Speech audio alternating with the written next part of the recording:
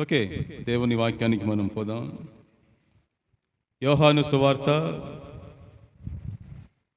19వ అధ్యాయము 41, 42. ఆయనను సిలువ వేసిన స్థలంలో ఒక తోట ఉండెను.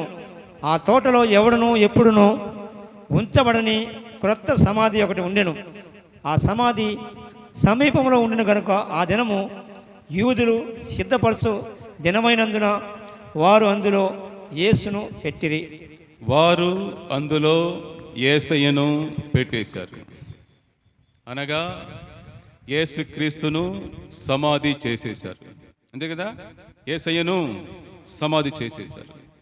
Chapter close. ఆమేన్. ఇంకేముంది? యేసయ్య చనిపోయాడు, సమాధిలో పెట్టేశారు, అంతే, క్లోజ్ అయిపోయింది కదా. కొందరు అవును అంతే, ఇంకేముండదు మొత్తం అయిపోయింది, చచ్చిపోయినాడు, పాతి పెట్టేశారు అనేసి దానికి కూడా తల ఊపుతున్నారు. మామూలు మనిషి యొక్క చరిత్ర అయితే అక్కడితో యోహాను సువార్త ఆగిపోయి ఉండేది. మామూలు మనిషి యొక్క చరిత్ర అయితే, జీవిత చరిత్ర అయితే అక్కడితో యోహాను సువార్త ఆగిపోయి ఉంటుంది. నేను కూడా ఎంతోమంది గొప్ప గొప్ప వాళ్ళ యొక్క జీవిత చరిత్రలో చదివి ఉన్నాను. వారి కార్యాలన్నీ రాసి చివరిలో వారి యొక్క డేట్ ఆఫ్ డెత్ వేసి అతడితో ఆయన బయోగ్రఫీని లేక జీవిత చరిత్రను ఏం చేస్తారు, ముగించేస్తారు. అంతటితో ఆ పుస్తకం కంప్లీట్ అయిపోతుంది. ఆయన పలానా తేదీ స్వర్గస్థులయ్యాడు, చనిపోయినాడు, మరణించారు, దేవుని సన్నిధికి చేరిపోయారు, అంతటితో మానవ చరిత్ర యొక్క జీవితము క్లోజ్ అయ్యేది. కానీ యోహాను ఇంకా యేసయ్య చరిత్రను పొడిగిస్తున్నాడు, ఇంకా రాస్తున్నాడు. ఇంకా రాయడానికి ఏముంది? చనిపోయినాడు కదా, పాతి పెట్టేశారు కదా, సమాధిలో పెట్టేశారు కదా, ఇంకా రాయడానికి ఏముంది? ఉంది రాయడానికి. ఇక మీదటనే అసలైన మ్యాటర్, ప్రపంచ చరిత్రలోనే ఓ కొత్త రోజు ఉదయం అయింది.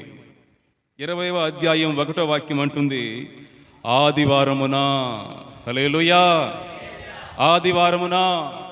అది ఎప్పటిలాగా వచ్చిన ఆదివారము కాదు, అంతకు ముందున్న లాంటి ఆదివారము కాదు. అది ఒక ప్రత్యేకమైన ఆదివారము. ప్రపంచ చరిత్రలో, మానవ చరిత్రలో అది ఒక కొత్త ఆదివారము, కొత్త రోజు ఉదయం అయింది. ఏం జరిగింది?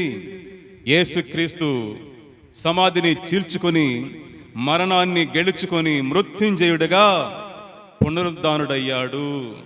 హల్లెలూయా. యేసుక్రీస్తు మరణాన్ని గెలిచి పునరుద్ధానుడయ్యాడు, తిరిగి లేచాడు. అంతకుముందు ఎవరు కూడా చేయలేనిది, ఎవరికి కూడా జరగనిది. ఈయన అందరిలాంటి మనిషి కాదు, ఈయన మహాపురుషుడు. ఈయన దేవుని కుమారుడు. మనుష్య కుమారుల యొక్క చరిత్ర అంతా కూడా వారి మరణంతో ఆగిపోతుంది. కానీ ఇది దేవుని కుమారుని యొక్క చరిత్ర. మరణం తర్వాత కూడా ఆయన జీవితం కొనసాగింది. మరణాన్ని గెలుచుకొని మృత్యుంజయుడిగా 3వ రోజు ఆదివారమున యేసుక్రీస్తు సజీవుడయ్యాడు. యేసుక్రీస్తు ఈరోజు జీవిస్తున్నాడు. ఆయన సమాధి ఖాళీగా ఉంది. శుక్రవారం సాయంత్రం ఆయనను సిలువ వేసిన ఆ సిలువ ఖాళీ అయిపోయింది. ఆదివారం ఉదయం యేసుక్రీస్తుని పెట్టిన సమాధి ఖాళీ అయిపోయింది. ఇప్పుడు అక్కడ ఉన్నది ఖాళీ సిలువ, ఖాళీ సమాధి.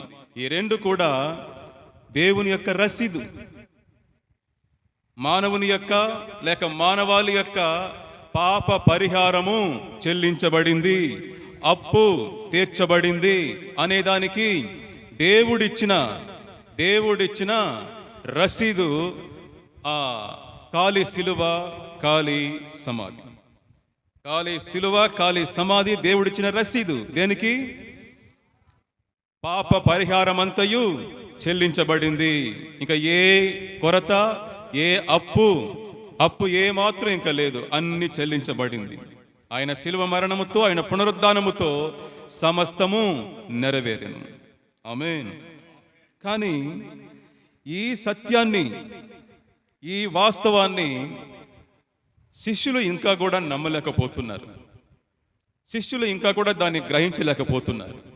ఆ తర్వాత ఏం జరిగింది? యేసుక్రీస్తు మరణాన్ని గెలిచి లేచిన ఆ రోజు ఏం జరిగింది అనేది 20వ అధ్యాయంలో వ్రాయబడి ఉంది. ఈరోజు మనం ఆ 20వ అధ్యాయాన్ని అట్లా ధ్యానించుకుంటూ అక్కడక్కడ దేవుడు మన కొరకు పెట్టి ఉన్న సత్యాలను మనము గ్రహించుకుంటూ ముందుకు సాగిపోదాం. దేవునికి స్తోత్రం కలుగును గాక.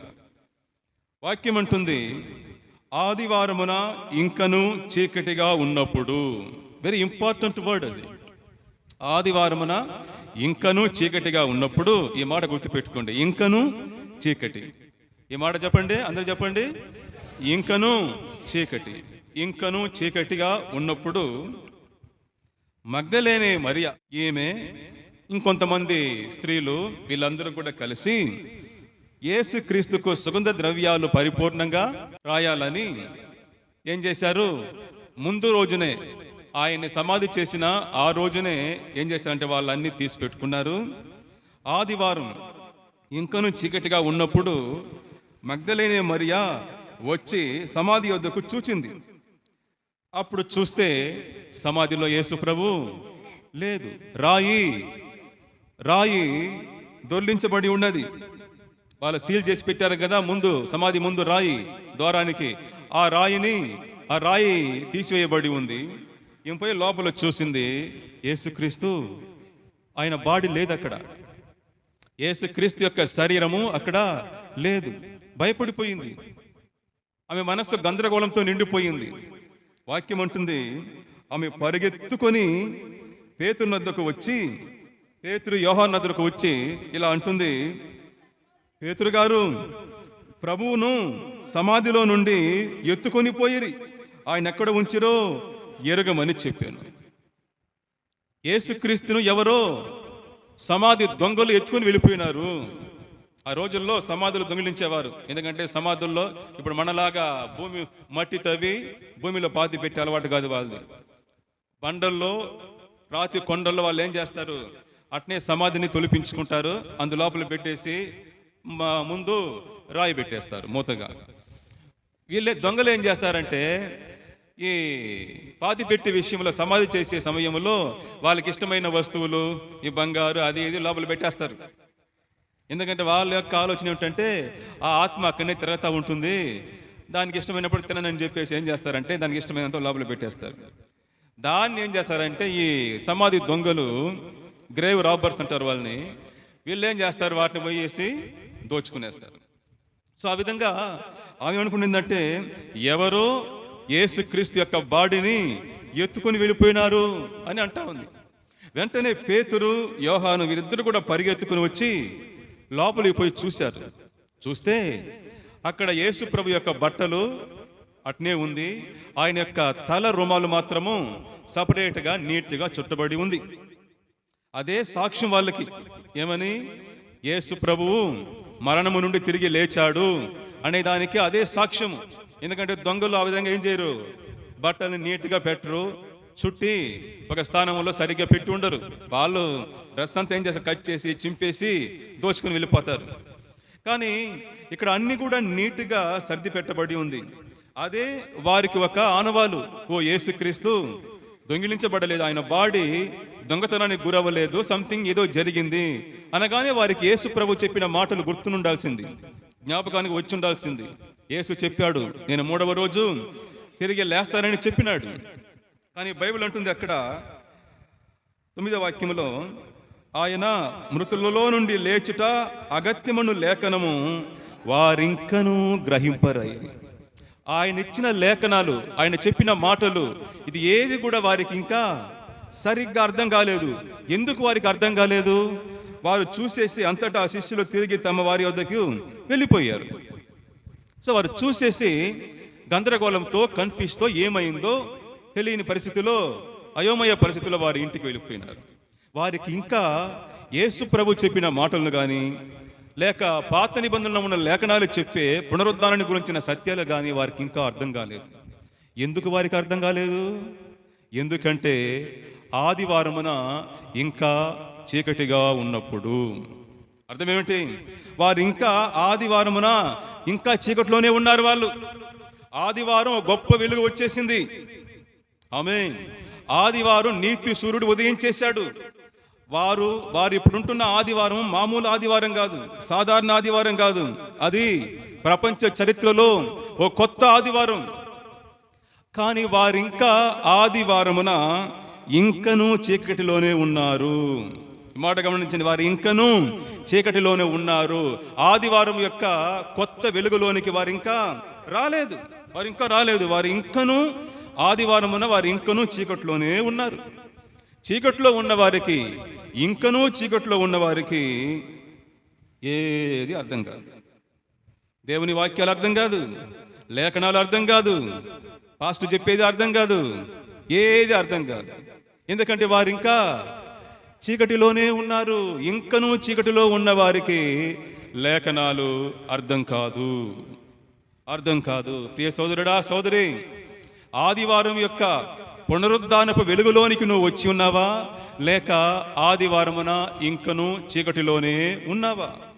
లేఖనాలను గ్రహింపలేని, దేవుని వాక్యాలను అర్థం చేసుకోలేని స్థితిలోనే ఇంకా నువ్వు ఉన్నావా? ఈరోజు దేవుడు మనల్ని, మన హృదయాన్ని స్కాన్ చేయబోతున్నాడు. మన హృదయం యొక్క పరిస్థితిని, మన విశ్వాసం యొక్క పరిస్థితిని ఈరోజు దేవుడు మన ముందు ఉంచబోతున్నాడు. నువ్వు ఎక్కడున్నావు? ఆదివారము పునరుద్ధానపు యొక్క వెలుగులోనికి వచ్చి ఉన్నావా, లేదా ఆదివారమున ఇంకనూ చీకటిలోనే ఉన్నావా? వాళ్ళు వెళ్ళిపోయారు, కానీ మరియ వెళ్ళిపోలే. మరియ మాత్రం ఏం చేస్తా ఉంది? ఇంకా ఆమె యేసుని వెతుక్కుంటూ ఆ చుట్టూ తిరుగుతుంది, సమాధి చుట్టూ తిరుగుతూ ఉంది.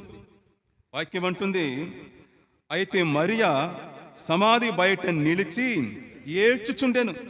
ఆమె ఏడ్చుచు సమాధిలో వంగి చూడగా, ఆమె ఏడుస్తూ వంగి చూస్తే సమాధిలో తెల్లని వస్త్రములు ధరించిన ఇద్దరు దేవదూతలు యేసు దేహం ఉంచబడిన స్థలములో తల వైపున ఒకడును కాళ్ళ వైపున ఒకడును కూర్చుండుట కనబడేను. సమాధి లోపల యేసుని పెట్టారు కదా, ఆ యేసుక్రీస్తు యొక్క తల వైపున ఒక దేవదూత, కాళ్ళ వైపున ఒక దేవదూత, ఇద్దరు దేవదూతలు కూర్చొని ఉన్నారు. ఈ సీన్ ఒకసారి మనం చూస్తే, అట్నే దాని లోపల పోయినాం అనుకోండి, ఆ సీన్ లోపల ఇది దేన్ని మనకు చూపిస్తుంది? పాత నిబంధనలో దేవుని యొక్క ఆలయములో మహాపరిశుద్ధ స్థలములో ఉంచబడిన మందసాన్ని మనకు అది జ్ఞాపకం చేస్తుంది.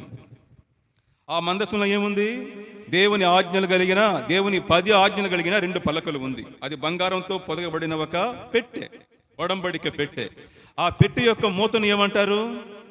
కరుణాపీఠం అంటారు. బలిపీఠం బయట ఉంటుంది, దాన్ని ఏమంటారు? ఆ పెట్టె యొక్క మూత భాగాన్ని కరుణాపీఠం అంటారు.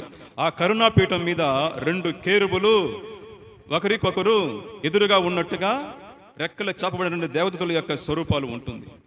బంగారుతో చేయబడిన 2 దేవదూతలు, దాన్ని కెరూబులు అంటారు. అది దేన్ని సూచిస్తుంది? దేవుని యొక్క కరుణాపీఠం. ఇక్కడ మనం చూస్తున్నది కొత్త కరుణాపీఠము, కొత్త మెర్సీ సీట్ అంటారు. మెర్సీ సీట్, కొత్త కరుణాపీఠం. ఆ కరుణాపీఠం దగ్గర ఎవరు వెళ్ళలేరు, వెళ్తే సస్తారు. దాని దగ్గరకు వెళ్తే దేవుని కోపానికి లోనవుతారు, చచ్చిపోతారు. కానీ ఈ కరుణాపీఠము అందరి కోసం తెరవబడినది. ఇది కొత్త కరుణాపీఠము. ఇక్కడ ఎవరైనా ఎప్పుడైనా ధారాళంగా వెళ్ళవచ్చును. ఎందుకంటే యేసుక్రీస్తు కల్వరి సిలువలో కార్చిన రక్తము మనకందరికీ దేవుని దగ్గరకు వెళ్ళే మార్గాన్ని సుగమం చేసింది. ఇప్పుడు ఎవరైనా మనము ఆయన సన్నిధిలోకి ధైర్యంగా వెళ్ళవచ్చును, కరుణాపీఠం దగ్గరకు వెళ్ళి ప్రార్థన చేయవచ్చును. ఇప్పుడు మన అందరం కూడా ఆ కరుణాపీఠం దగ్గరనే ఉన్నాము. యేసు సిలువలో మరణించిన ఆ చివరి క్షణము ఆ అడ్డుతెర ఏమైంది? పైనుండి కింద వరకు చినిగిపోయింది. అనగా దేవుని దగ్గరకు వెళ్ళడానికి మార్గము మనకు సిద్ధమైంది. ధారాళంగా ఇప్పుడు వెళ్ళవచ్చు. ఇది కొత్త కరుణాపీఠం. యేసు రక్తము చేత ప్రోక్షింపబడిన కొత్త కరుణాపీఠం. వంగి చూస్తూ ఉంది. చూస్తే ఇద్దరు దేవదూతలు ఉన్నారు. వారు ఒక మాట అడిగారు, అమ్మా ఎందుకు ఏడుస్తున్నావు? మంచి మాట. అమ్మా ఎందుకు ఏడుస్తున్నావు? దానికి ఆమె చెప్పింది, నా ప్రభువును ఎవరో ఎత్తుకొని పోయిరి. అదే మ్యాటర్, అంతే మ్యాటర్. అమ్మా నువ్వు ఎందుకు ఏడుస్తున్నావు? ఎందుకు నీ జీవితంలో దుఃఖము? ఎందుకు నీ జీవితంలో కన్నీళ్ళు? ఎందుకు నీ కుటుంబములో, నీ హృదయములో బాధలు? దేనికి? ఎందుకు ఏడుస్తున్నావు నువ్వు? నీ ఏడుపుకు కారణం ఏంటి? నీ కన్నీళ్లకు కారణం ఏంటి? కారణము యేసును ఎవరో ఎత్తుకుని వెళ్ళిపోయినారు. నీ జీవితం నుండి యేసుక్రీస్తుని ఎవరో ఎత్తుకుని వెళ్ళిపోయినారు. అదే నీ ఏడుపుకు కారణం. ఈరోజు నువ్వు అనుభవిస్తున్న ప్రతి కష్టానికి, శ్రమకు, బాధకు, నువ్వు కారుస్తున్న కన్నీళ్లకు, నీ వేదనకు కారణం ఏమిటి? నీ జీవితం నుండి యేసుక్రీస్తుని ఎవరో ఎత్తుకుని వెళ్ళిపోయినారు. ఏదో ఎత్తుకుని వెళ్ళిపోయింది. అందువలననే నీ జీవితంలో ఇన్ని కష్టాలు. అందుకే నువ్వు ఏడుస్తున్నావు. ఒకే మాటలు చెప్పాలంటే నీ ఏడుపుకు కారణం ఏమిటి? యేసుక్రీస్తుని ఎవరో ఎత్తుకుని వెళ్ళిపోయినారు. కానీ మగ్దలేనే మరియ విషయంలో అది నిజం కాదు. ఆమేన్. అది నిజం కాదు. కానీ నీ జీవితంలో అది నిజం. అది నిజం. ఎవరికో, దేనికో నువ్వు యేసుక్రీస్తును వదిలేశావు. అందువల్లే నీకు బైబిల్ చదవాలన్న ఇంట్రెస్ట్ లేదు, ప్రార్థన చేయాలన్న ఇంట్రెస్ట్ లేదు. కారణం ఏమిటి? దేవునితో నీకు సంబంధము సరిగ్గా లేదు. గుర్తుపెట్టుకో దేవుని బిడ్డ, నీ జీవితంలో ఎందుకు కన్నీళ్ళు, బాధలు, వేదన, కష్టాలు? దేనికి? ఒకే మాటలో చెప్పాలంటే నీ ఏడుపుకు కారణం ఏమిటి? దేవునితో, యేసయ్యతో నీకు సంబంధము సరిగ్గా లేదు. అదే అసలు శిశులైన కారణము. ఎవరికో, ఎవరి కోసమో యేసయ్యను వదిలేశావు. దేనికోసమో యేసయ్యను దారబోసేశావు. యేసయ్యను వదులుకొనేశావు. ఇప్పుడు ఏడుస్తున్నావు. కారణము యేసును ఎవరో నీ జీవితం నుండి ఎత్తుకుని వెళ్ళిపోయినారు. ఎవరో అపహరించి, ఏదో అపహరించి వెళ్ళిపోయింది. నీ పాపమో, పాపపు అలవాట్లో, లేక నీ యొక్క మనుషులను ఎక్కువగా ప్రేమించడం వలననో, నీ పరిస్థితుల్లో, కష్టాలో, శ్రమలో, దేనికో, ఎవరికో యేసయ్యను నువ్వు వదిలేశావు. యేసయ్యను వదిలేశావు. యేసయ్యను ఎవరో ఎత్తుకుని వెళ్ళిపోయిన నీ జీవితం నుండి, హృదయం నుండి. అదే నీ ఏడుపుకు కారణం. ఏ సోదరుడా, సోదరి, గుర్తుపెట్టుకోండి, యేసయ్యతో మీకు సరైన సంబంధం లేకపోతే ఈ లోకంలో ఏ సంబంధం మీతో సరిగ్గా ఉండదు. ఈ మాట రాసి పెట్టుకోండి. యేసయ్యతో మీకు సరైన సంబంధం లేకపోతే ఈ లోకములో ఏ బంధము కూడా మీతో సరిగ్గా ఉండదు. సరిగ్గా ఉండదు. ఇప్పుడు నువ్వు నేను బాధపడుతున్నాం కదా, నువ్వు బాధపడతావు కదా, వీళ్ళు నాతో సరిగ్గా లేదు, వీళ్ళు నన్ను అర్థం చేసుకోవడం లేదు, వీళ్ళు నన్ను ప్రేమించడం లేదు, నన్ను వారు ఆప్యాయంగా చూసుకోవడం లేదు అని వారి యొక్క బంధత్వంలో ఉన్న, వారు చూపే ఆ ప్రేమలో ఉన్న ఆ కొరతలు నిన్ను ఎలా బాధిస్తుంది, నిన్ను ఎలా బాధ పెడతా ఉంది. మరి దేవునికి ఆ బాధ ఉండదా? దేవునితో సరైన బంధంతో లేకుండా ఉన్నావే, దేవునితో సరైన సంబంధం లేకుండా ఉన్నావే, మరి ఆయనకు ఆ బాధ ఉండదా?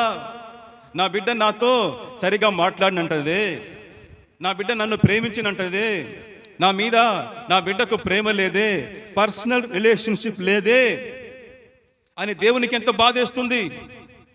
నీకు మాత్రం అన్ని బంధాలు నీతో సరిగ్గా ఉండాలి, కానీ నువ్వు మాత్రం దేవునితో సరైన బంధములో ఉండవు. అది ఎలా న్యాయం? అది ఎలా కుదురుతుంది? నేను మరలా చెప్తున్నాను, దేవునితో సరైన సంబంధం నీకు లేకపోతే ఈ భూమి మీద ఏ బంధము నీతో సరిగ్గా ఉండదు. సరిగ్గా ఉండదు. ఆ సోదరుడు ఎప్పుడు ఫోన్ చేసినా తన భార్య గురించి ఏదో కొరతలు చెప్తానే ఉంటాడు, ఏదో ఒకటి చెప్తానే ఉంటాడు. నేను అడిగాను, బ్రదర్ మీరు ప్రార్థన చేస్తున్నారా, బైబిల్ చదువుతున్నారా? సమాధానం ఒకటే, లేదు బ్రదర్. దేవునితో మీ యొక్క సంబంధం ఎలా ఉంది? ఏదో ఉంది బ్రదర్. దేవునితో మీ సంబంధం, దేవునితో మీ పర్సనల్ రిలేషన్షిప్ ఎలా ఉందని అడిగితే వాళ్ళు చెప్పే ఒకే మాట, పర్వాలేదు, పర్వాలేదు. ఈ పర్వాలేదంతా లేదు ఇక్కడ. పర్వాలేదన్న ఒక మ్యాటర్ ఇక్కడ. దేవునితో బంధంలో పర్వాలేదని మ్యాటర్ లేదు. ఒకటి కింద లేక పైకి అంతే, ఒకటి పైన లేక కింద అంతే. మధ్యలో ఈ మీడియం, దాన్ని ఏమంటారు, మీడియం లెవెల్ అంతా లేదు దేవునితో బంధంలో. పర్వాలేదంటే అర్థం ఏమిటి? సరైన బంధము దేవునితో లేదు. నేను చెప్పాను, బ్రదర్, దేవునితో మీకు సరైన సంబంధం లేకపోతే ఈ భూమి మీద ఏ బంధం మీతో సరిగ్గా ఉండదు. మీ భార్య మాత్రం నీతో సరైన సంబంధంలో ఉండాలని కోరుకుంటున్నావు కదా, మరి దేవుడు కోరుకోడా? నువ్వు ఏం విత్తుతావో అదే కోస్తావు, అంతే. నువ్వు ఏం విత్తుతావో అదే కోస్తావు. దేవుని పట్ల నువ్వు ఏం చేస్తున్నావో నీ పట్ల ఇతరులు అదే చేస్తారు. కాబట్టి నీ ఏడుపు మారాలంటే, నీ కన్నీటి జీవితం, నీ దుఃఖం మారాలంటే, తొలగిపోవాలంటే, నీ జీవితాన్ని, హృదయాన్ని సంతోషం ఆవరించాలంటే దేవునితో, యేసయ్యతో నీ సంబంధాన్ని పునరుద్ధరించాలి, కనెక్ట్ అవ్వాలి. ఆమేన్. కనెక్ట్ అవ్వాల్సిందే, వేరే మార్గమే లేదు, వేరే మార్గమే లేదు. సో ఆమె అంటుంది, ఎందుకు ఏడుస్తున్నావమ్మా అంటే, నా యేసును ఎవరో ఎత్తుకొని పోయారండి, ఎక్కడ ఉంచారో చెప్పండి అని చెప్పి ఆమె ఏడుస్తూ ఉంది. ఏడుస్తూ 14వ వాక్యం అంటుంది, ఆమె ఈ మాట చెప్పి వెనుక తట్టు తిరిగి యేసు నిలిచి ఉండుట చూశాను. ఎంత మంచి మాట కదా. యేసు నిలిచి ఉండుట చూచెను. అక్కడిని ఆగి ఉంటే బాగుండును, గాని అని ఒకటి ఆ మాట చేరింది. గాని ఆయన యేసు అని ఆమె గుర్తుపట్టలేదు. కారణమేమి? ఆమె ఇంకనూ చీకట్లోనే ఉన్నది. ఆదివారమున ఇంకా చీకట్లోనే ఉంది కాబట్టి ఆమె యేసయ్యను గుర్తుపట్టలేదు. అప్పుడు యేసయ్య కూడా అదే మాట్లాడుతున్నాడు, అమ్మా ఎందుకు ఏడుస్తున్నావు, ఎవరిని వెతుకుచున్నావు అడగగా, ఆయనను తోటమాలి అనుకొని, ఆ వాక్యం చూడండి, ఆమె ఆయనను తోటమాలి అనుకొని, యేసయ్యను తోటమాలి అనుకుంటుంది. కానీ అక్కడ ఉన్నది ఎవరు? యేసుక్రీస్తు. యేసుక్రీస్తును చూడలేనంతగా ఆమె యొక్క ఆత్మీయ దృష్టి చీకటితో నిండిపోయి ఉన్నది. అక్కడ ఉన్నది యేసుక్రీస్తు, కానీ ఆమె ఎలా భావిస్తుంది? ఆయన్ని తోటమాలి అంటుంది. కారణం ఏమిటి? లోపల మనసు గందరగోళంలో ఉంది, కన్ఫ్యూషన్లో ఉంది. కన్ఫ్యూషన్లో ఉన్న వారికి యేసయ్య కనబడడు. ఆమేన్. కన్ఫ్యూషన్లో ఉన్న వారికి యేసయ్య కనబడడు. యేసయ్యే ఉన్నా కూడా ఈమె తోటమాలి అనుకునింది. ఏం పర్వాలేదు, తోటమాలి అనుకునింది. శిష్యులు ఏమనుకున్నారు? భూతం, యేసయ్య వస్తున్నాడు. వాళ్ళు ఏమనుకున్నారు? భూతం వస్తా ఉంది అన్నారు. కారణమేమి? వాళ్ళు హృదయము గందరగోళములో, ఆందోళనలో, అలజడిలో ఉంది. సో టెన్షన్గా ఉన్న వారికి యేసుక్రీస్తు కనబడడు. తోటమాలి అనుకుంటా ఉంది. యేసయ్య నీకు కనబడాలంటే నీ హృదయంలో ఉన్న ఆ కన్ఫ్యూషన్, ఆ గందరగోళము, ఆ చిరాకు, ఆ విసుగు, ఇవన్నీ తొలగిపోవాలి. ఆ చీకటి పోతేనే యేసుక్రీస్తు అనే వెలుగు నీ జీవితంలో ప్రకాశిస్తుంది. హల్లెలూయా. సో ఎత్తుకొని ఆమె మళ్ళీ అంటుంది, అయ్యా నీవు ఆయన్ను మోసుకొని పోయిన ఎడలా నాకు చెప్పయ్యా, నేను ఎత్తుకొని పోతాను అని అంటా ఉంది. దేవుడు యేసుక్రీస్తు ఆమె యొక్క బాధను అర్థం చేసుకున్నాడు. ఆమె ఏడుస్తూనే ఉంది. ఇవన్నిటిని ఆమె ఏడుస్తానే మాట్లాడుతూ ఉంది. ఆమె కళ్ళ నిండా కన్నీళ్ళు కారుతూనే ఉంది. ఆమె హృదయం నిండా బాధ నిండి ఉంది. హృదయం అంతా బాధ నిండి ఉంది.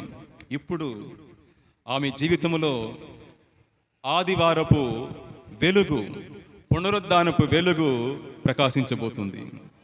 యేసయ్య అన్నాడు, యేసు ఆమెను చూచి మరియా అని పిలిచాను. మరియా అని పేరు పెట్టి పిలిచాను. ఆ స్వరము మగ్దలేన మరియా చుట్టూ ఉండిన ఆ చీకటిని తొలగించి ఆమెను వెలుగులోనికి తీసుకుని వచ్చేసింది. Praise the lord. అప్పుడు ఆమె ఏం చెప్పింది? ఆమె ఆయన వైపు తిరిగి ఆమె ఆయన వైపు తిరిగి ఆయనను హెబ్రీ భాషతో రబ్బూని అని పిలిచాను. ఆ మాటకు బోధకుడు అని అర్థం. రబ్బూని అనగా హైయెస్ట్ లెవెల్ బోధకుడు అని అర్థం. మామూలుగా రబ్బీలు అంటే బోధకులు, వారిని 3 లెవెల్లో పెడతారు. రబ్బీ, రబ్బూని. రబ్బూని అంటే హైయెస్ట్ లెవెల్ అనగా ఎక్కువ గౌరవానికి పాత్రుడైన బోధకుడని అర్థం. సో మరియా యేసుక్రీస్తును రబ్బూని అని పిలిచి ఆయన పాదాల మీద పడింది. ప్రియులారా, ఆమె ఇప్పుడు ఆదివారం యొక్క ఇంకను చీకటి నుండి పునరుద్ధానపు వెలుగులోనికి వచ్చేసింది. హల్లెలూయా! వచ్చేసింది. దేవుని స్వరము, యేసుక్రీస్తు యొక్క పిలుపు ఆమెను చీకటి నుండి బయటికి తీసుకొని వచ్చేసింది. చూడండి, యోహాను సువార్త 10:3 వాక్యం ఇలా అంటుంది, గొర్రెలు అతని స్వరము వినును, అతడు తన సొంత గొర్రెలను పేరు పెట్టి పిలిచి వాటిని వెలుపలికి నడిపించి ఇంకనూ చీకటి జీవితము నుండి మరియను యేసుక్రీస్తు యొక్క స్వరము వెలుగులోనికి తీసుకొని వచ్చేసింది. చీకటి నుండి బయటికి తీసుకొని వచ్చేసింది. సౌలా, సౌలా అని పేరు పెట్టి పిలిచాడు సౌల్ని. సౌలు ఇంకను చీకటి నుండి గొప్ప వెలుగులోనికి వచ్చేసాడు. ఆమేన్. యాకోబు, యాకోబు అని దేవుడి పేరు పెట్టి పిలిచాడు. యాకోబు ఇంకను చీకటి జీవితము నుండి గొప్ప వెలుగులోనికి వచ్చేసాడు. నన్నును ఒకరోజు దేవుడు పిలిచాడు, ప్రవక్త అని పిలిచాడు. ఇంకను చీకటి నుండి గొప్ప వెలుగులోనికి, పునరుద్ధానపు వెలుగులోనికి, రిజరెక్షన్ లైట్ లోనికి నేనును వచ్చేసాను. ప్రియులారా, మిమ్మల్ని అందరినీ కూడా యేసు ప్రభు పేరు పెట్టి పిలిచాడు గనుక ఈరోజు మీరందరూ పునరుద్ధానపు వెలుగులోనికి, పునరుద్ధానపు ఆదివారపు వెలుగులోనికి వచ్చి కూర్చొని ఉన్నారు. హల్లెలూయా! చప్పట్లు కొట్టి దేవుని మహిమపరుస్తాం.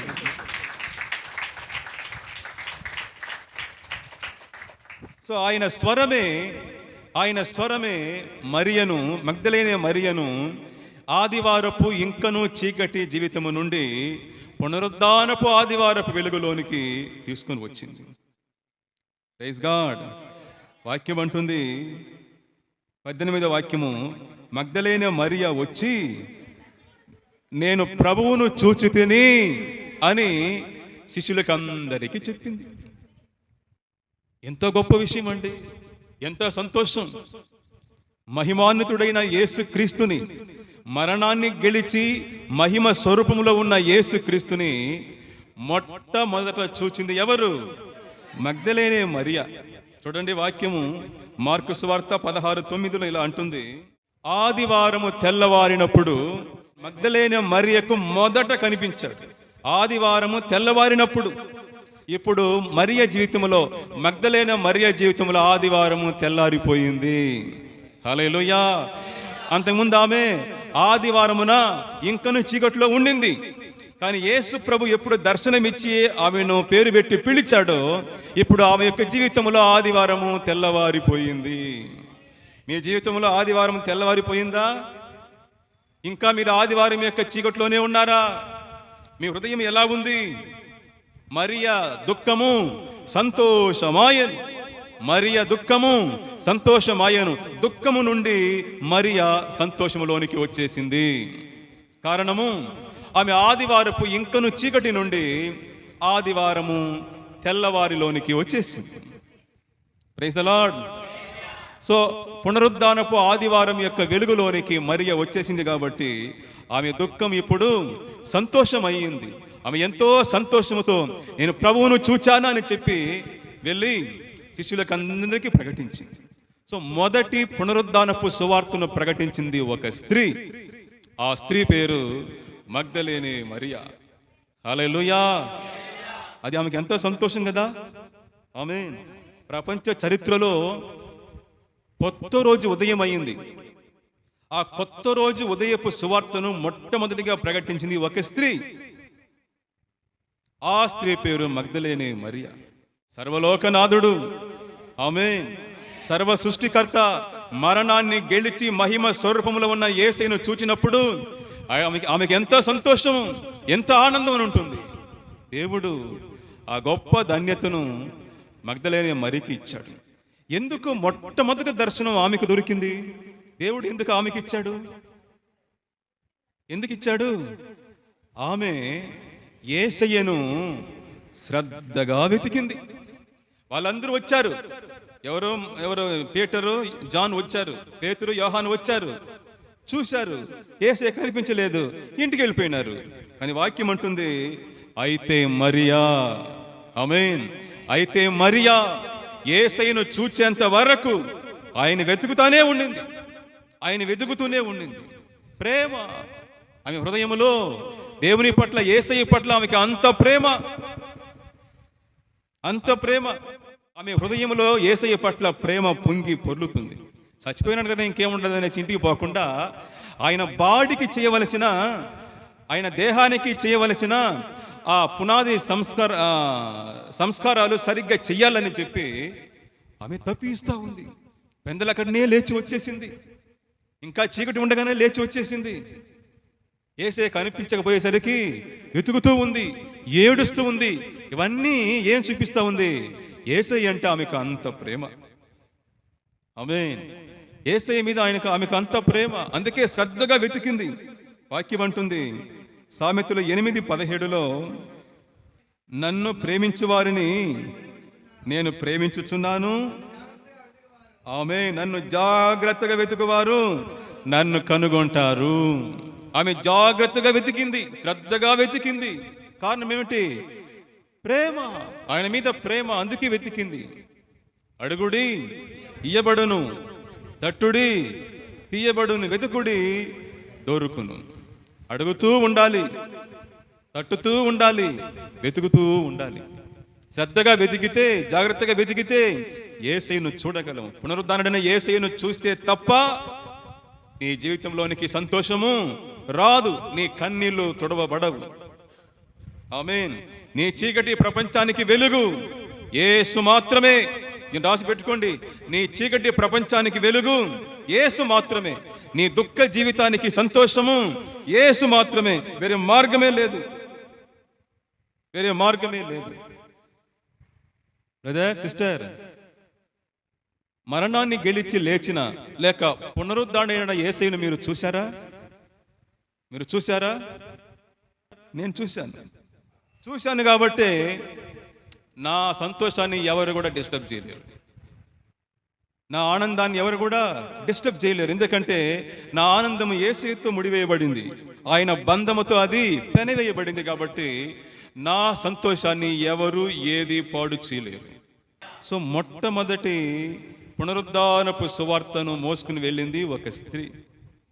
ఎంత గొప్ప ధన్యత అండి! ఆ రోజుల్లో స్త్రీ యొక్క సాక్ష్యానికి ఏ మాత్రం విలువ ఇవ్వరు, గౌరవం ఇవ్వబడదు.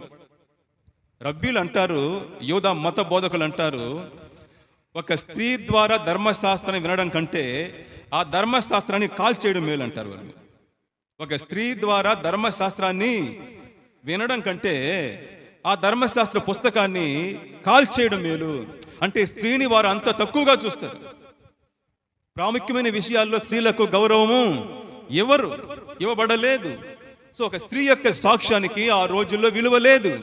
కానీ దేవుడు చూడండి, యేసుక్రీస్తు చూడండి, ఒక స్త్రీకే పునరుద్ధానపు సువార్త సాక్ష్యము చెప్పే ఆ యోగ్యతను, ఆ భాగ్యమును దేవుడు ఒక స్త్రీకి ఇచ్చాడు.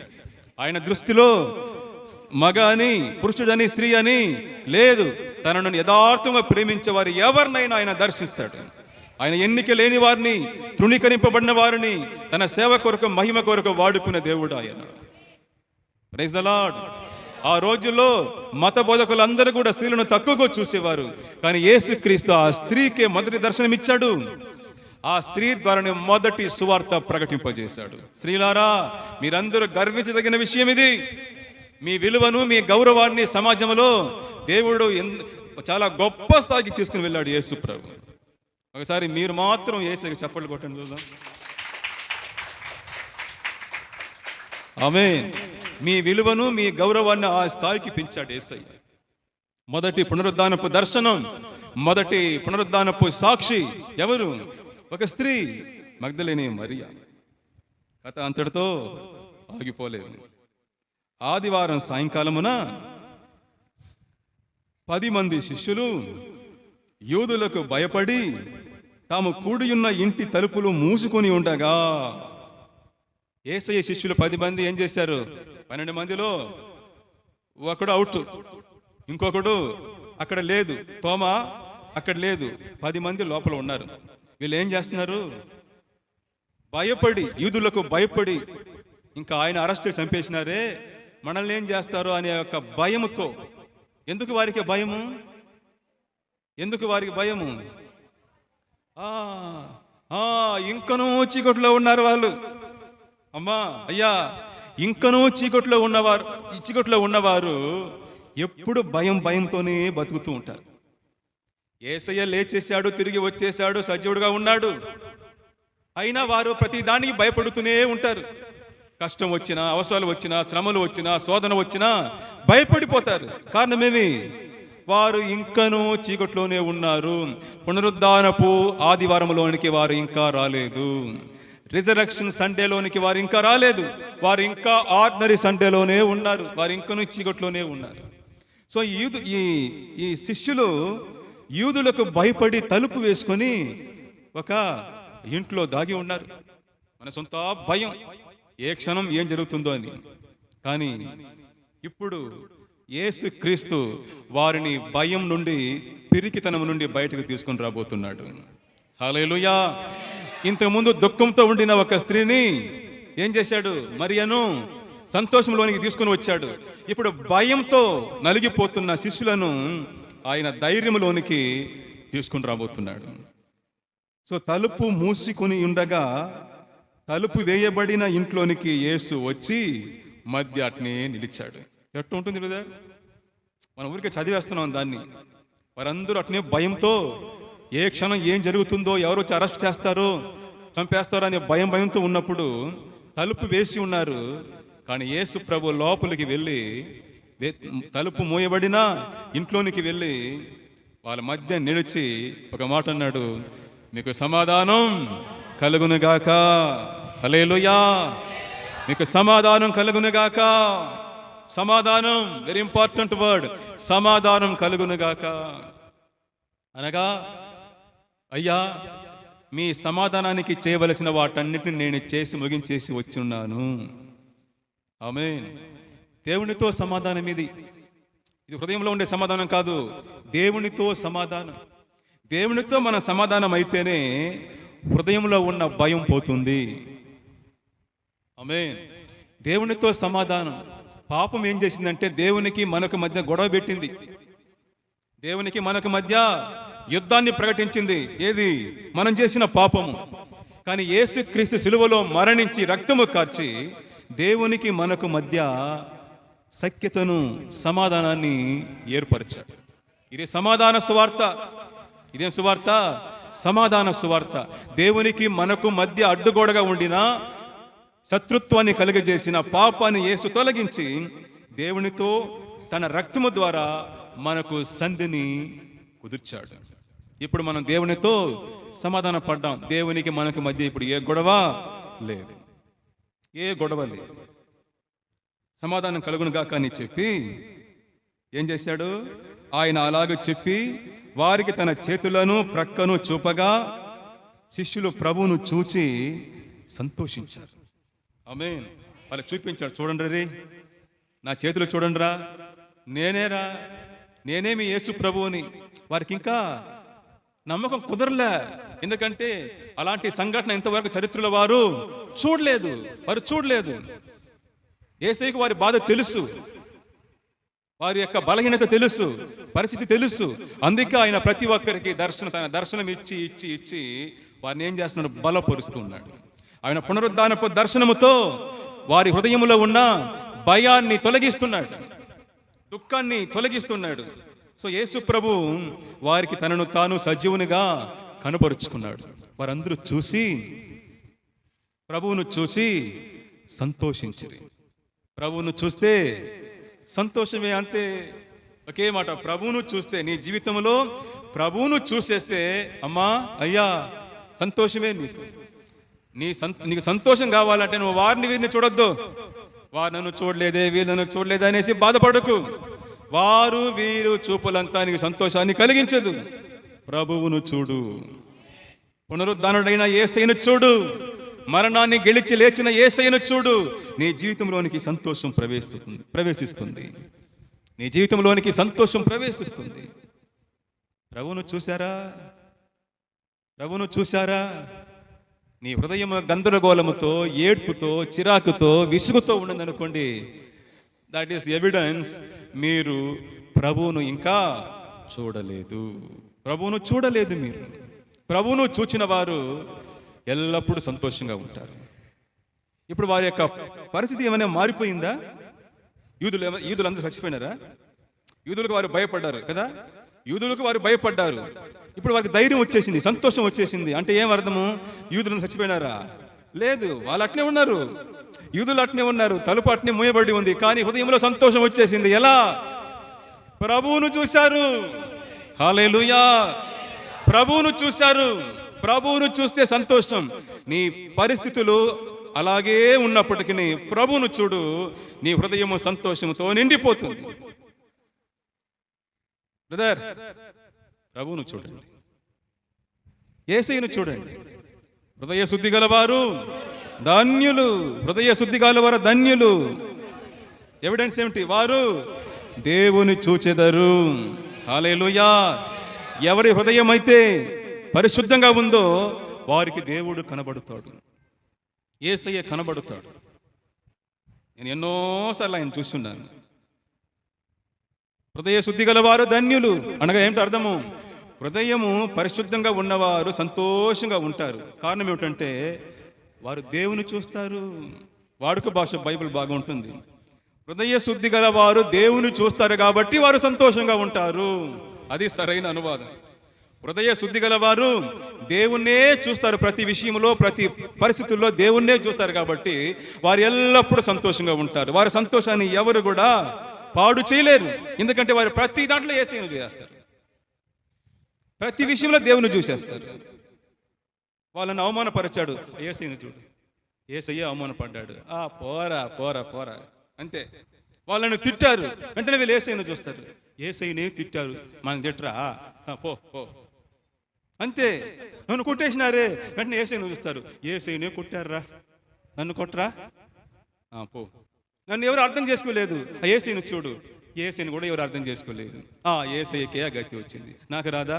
ప్రతి విషయంలో, ప్రతి దాంట్లో వారు యేసయ్యనే చూస్తారు కాబట్టి వారు ఎల్లప్పుడూ సంతోషంగా ఉంటారు. ప్రభువును చూడు, సంతోషము నీకు. ప్రభువును చూడు, సంతోషము నీకు. ప్రతి విషయంలో చూడండి ప్రభువును. మరణాన్ని గెలిచి లేచిన యేసయ్యను చూడండి. మీకు ఇంతమంది కూడా చెప్పాను కదా, మార్టిన్ లూథర్ కింగ్, ఆయన ఏదో ఒక బాధతో ఇంటికి వచ్చాడు. ఆయన ముఖమంతా విసుగు, కోపం, బాధ కనిపిస్తూ ఉంది వాళ్ళ భార్యకు. ఏదేదో మాటలు చెప్పింది కానీ అతన్ని ఓదార్చలేకపోయింది. వెంటనే ఏం చేసింది? లోపలికి పోయేసి నల్లటి గౌన్ వేసుకొని వచ్చేసింది. వాళ్ళ ఆచారం ప్రకారం నల్లటి గౌన్ వేసుకుంటే బంధువుల్లో ఎవరు, దగ్గర బంధువులు ఎవరో చనిపోయినట్టు. అతను ఇంకా భయపడిపోయి, ఎవరు చనిపోయినారు మే అన్నాడు. యేసయ్య చనిపోయినాడు అండి, యేసయ్య చనిపోయినాడు. మెంటలా ఏమే నీకు? యేసయ్య చావడం ఏంటి? ఏం లేదు, మీరు ఇంతగా బాధపడతా ఉంటే యేసయ్య చనిపోయినాడేమో, ఇంకా మిమ్మల్ని కాపాడేవాళ్ళు ఎవరు లేదేమో, అందుకే మీరు ఇంత బాధపడుతున్నారేమో అనుకున్నాను. అందుకే యేసయ్య చనిపోయినాడు ఏంటి? మైండ్లో ఆదివారం ఉదయించింది, కొత్త ఆదివారం ఉదయించింది, పునరుద్ధానపు ఆదివారం ఉదయించింది. రే సోదరుడా, సోదరి, నీ దుఃఖము సంతోషంగా మారాలంటే, నీ దుఃఖము సంతోషం అవ్వాలంటే ప్రభువును చూడు, యేసయ్యను చూడు. వారు చూసి సంతోషించారు. అప్పుడు యేసు, వాక్యం ఉంటుంది, అప్పుడు యేసు 21వ వాక్యము, అప్పుడు యేసు మరలా మీకు సమాధానం కలుగునుగాక అన్నాడు. మరలా ఎందుకు చెప్పాడు సమాధానము? ఇప్పుడు వారిలో ఇంతకుముందు వచ్చింది దేవునితో సమాధానము, ఇప్పుడు వారికి యేసు ప్రభు ఇచ్చింది దేవుని సమాధానం. ఇంతకుముందు దేవునితో సమాధానము, దేవునితో ఒడంబడిక, సమాధానము, గొడవ లేదు. ఇంకా ఇప్పుడు యేసే చెప్పిన మరలా సమాధానము దేవుని సమాధానం, అనగా దేవుడు ఎంత సమాధానంతో ఉన్నాడు, ఏ టెన్షన్ లేకుండా, బాధ లేకుండా, చింత లేకుండా, చింత లేని హృదయమే సమాధానం. పీస్ ఇన్ మైండ్, మనసులో సమాధానము. ఎప్పుడు ప్రభువును చూశారో వారిలో ఏమొచ్చింది? ఇప్పుడు దేవుని సమాధానం ఎంటర్ అయిపోయింది. ఇంకా వారు దేనికి భయపడరు. ఆ సమాధానం వచ్చిందనుకోండి, దేని చింతపడరు, దేనికి భయపడరు. వాళ్ళు ఇంకా ఎటువంటి సమస్యనైనా ధైర్యంగా ఎదుర్కొంటారు. వాళ్ళు దేవునితో సమాధానం వేరు, దేవుని సమాధానం వేరు. మనందరూ ఇప్పుడు దేవునితో సమాధానం పడ్డాము, కానీ దేవుని సమాధానం అనుభవిస్తున్నామా? అది క్వశ్చన్ మార్క్. చాలా మంది దేవుని సమాధానాన్ని అనుభవించడం లేదు. కారణమేమి? యేసుని వారు చూడడం లేదు. ప్రభువును చూసిన వారికే ఈ నెక్స్ట్ సమాధానం, మరలా సమాధానం. ప్రతి విషయంలో ప్రభువును చూసేవారిలో దేవుని సమాధానం ఉంటుంది. దీన్ని ఇంకో విధంగా చెప్పవచ్చు, దేవుని సమాధానం ఎవరిలో ఉందో వారు ప్రతి విషయంలో మంచినే చూస్తారు. వారిని ఎవరు డిస్టర్బ్ చేయలేరు, వారిని ఎవరు ఏడిపించలేరు, వారిని ఎవరు బాధ పెట్టించలేరు, వారిని ఎవరు కోపం కలిగించలేరు, వారిని ఎవరు విసుగు పుట్టించలేరు. ఎందుకంటే వారిలో ఏముంది? దేవుని సమాధానం. ఆమేన్. దేవుని సమాధానం ఉంది, గాడ్స్ పీస్ ఉంది వారి హృదయంలో.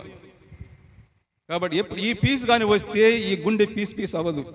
దీన్ని రాసి పెట్టుకోండి అమ్మా, రాసి పెట్టుకోండి. దేవుని పీస్ ఉంటే హృదయం పీస్ అవ్వదు.